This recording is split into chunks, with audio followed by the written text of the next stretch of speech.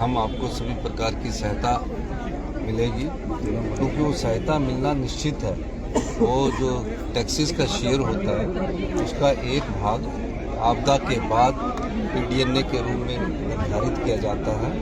उस भाग को पिछले 1 वर्ष से हम मांग रहे हैं, तो मेरा आने वाले समय में जो बैठक होगी तो वो हमें मिलेगा। उसका मतलब होता है पोस्ट डिजास्टर नीड्स असेसमेंट, जो हमारा आकलन किया जाता है। उस आकलन के तहत पर एस्टिमेट बनाए जाते हैं और भारत सरकार को भेजी जाती है। सर घोषणाएं भी की हैं सर आज।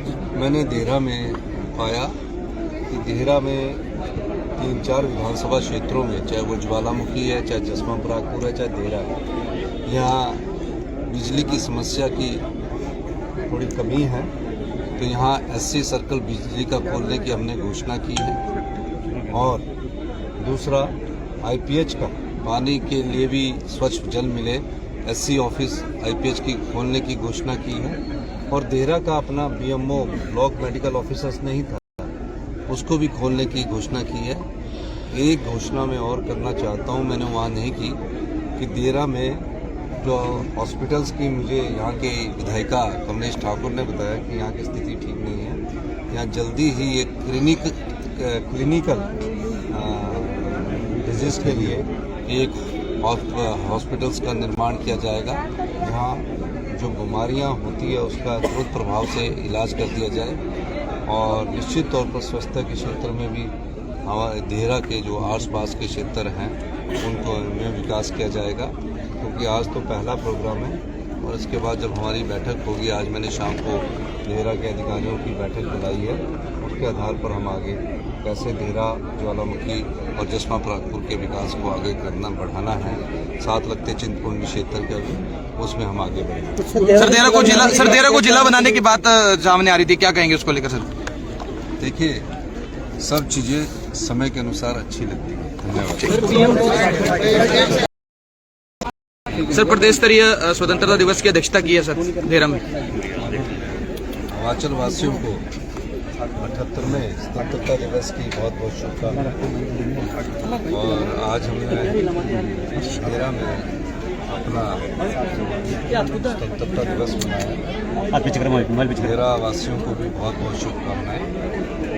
निश्चित तौर पर स्वतंत्रता दिवस के अवसर पर पूरे देश में खुशी का माहौल होता है कि तकरीबन 70 वर्ष पहले गुलामी की जंजीरों को तोड़कर इस देश को आज़ादी मिली। कई महान सपूतों ने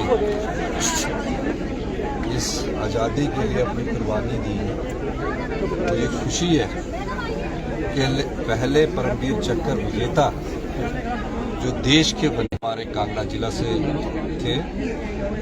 और निश्चित तौर पर हम सब लोगों को आज आज़ादी के इस पर्व में सबको सम्मिलित होकर आगे बढ़ना है।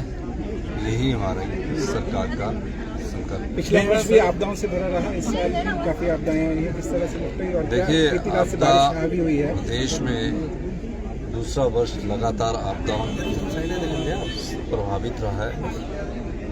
मैं खुद समेज गया था, काफ़ी दुखद घटना वहाँ हुई है।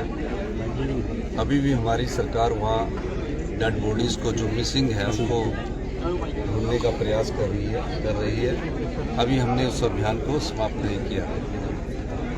लेकिन आपदा के बाद जो प्रदेश को बसाने का जिम्मा भी हिमाचल प्रदेश सरकार का है। जो भारत सरकार के द्वारा आपदा के बाद पीडीएनए मिलना था, वो पिछले वर्ष का अभी तक नहीं मिला है। और इस प्रकार दूसरी आपदा भी इस वर्ष आई है। तो भारत सरकार ने आश्वासन दिया है कि हम आपको सभी प्रकार की सहायता मिलेगी, क्योंकि वो सहायता मिलना निश्चित है।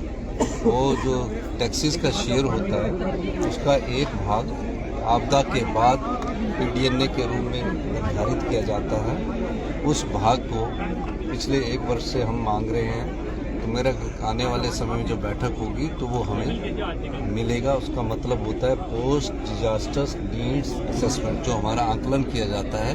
उस आकलन के तहत पर एस्टिमेट बनाए जाते हैं और भारत सरकार को भेजी जाती है। सर घोषणाएं भी की हैं सर आज। मैंने देहरा में पाया कि देहरा में 3-4 विधानसभा क्षेत्रों में, चाहे वो ज्वालामुखी है, चाहे जसमा परागपुर है, चाहे देहरा है, यहाँ बिजली की समस्या की थोड़ी कमी है। तो यहाँ SC सर्कल बिजली का खोलने की हमने घोषणा की है। और दूसरा IPH का पानी के लिए भी स्वच्छ जल मिले, SC ऑफिस IPH की खोलने की घोषणा की है। और देहरा का अपना BMO ब्लॉक मेडिकल ऑफिसर्स नहीं था, उसको भी खोलने की घोषणा की है। एक घोषणा मैं और करना चाहता हूँ, मैंने वहाँ नहीं की, कि देहरा में जो हॉस्पिटल्स की, मुझे यहाँ के विधायिका कमलेश ठाकुर ने बताया कि यहाँ की स्थिति ठीक नहीं है। यहाँ जल्दी ही एक क्लिनिकल डिजीज़ के लिए एक हॉस्पिटल्स का निर्माण किया जाएगा, जहाँ जो बीमारियाँ होती है उसका तुरंत प्रभाव से इलाज कर दिया जाए। और निश्चित तौर पर स्वच्छता के क्षेत्र में भी हमारे देहरा के जो आसपास के क्षेत्र हैं उनको में विकास किया जाएगा, क्योंकि आज तो पहला प्रोग्राम है।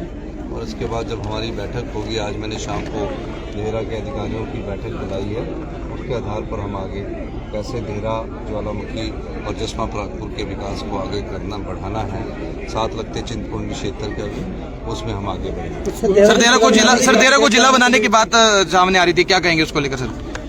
देखिए, सब चीज़ें समय के अनुसार अच्छी लगती हैं। धन्यवाद।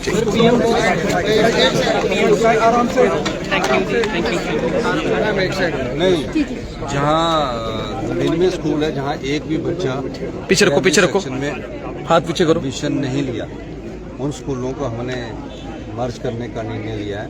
10 मिडिल स्कूल है, पीछे करो हाथ। जहाँ भी 5 से कम बच्चे हैं, उसमें अगर 4 बच्चे भी हैं 2 किलोमीटर के दायरे में, 7 वाले स्कूल में उनको मर्ज करने का हमने निर्णय लिया है।